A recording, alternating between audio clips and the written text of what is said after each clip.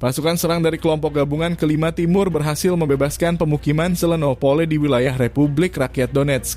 Operasi pembebasan ini diawali dengan identifikasi titik-titik pertahanan utama musuh oleh tim pengamat dan operator UAV. Berdasarkan data tersebut, serangan artileri presisi diluncurkan ke berbagai sasaran strategis termasuk titik tembak, pos komando, pos pengamatan, serta pusat komunikasi pasukan Ukraina. Setelah tembakan artileri meredam perlawanan musuh, pasukan penyerang memasuki pemukiman.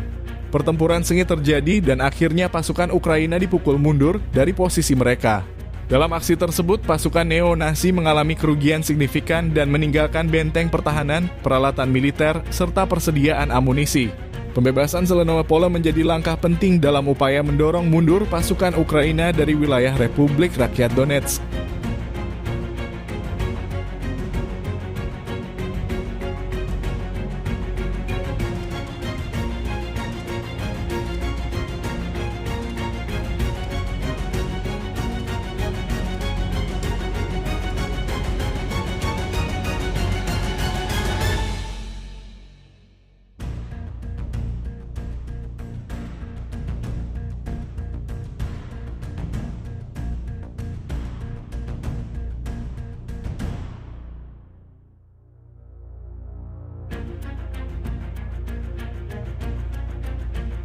Download Tribun X sekarang, menghadirkan lokal menjadi Indonesia.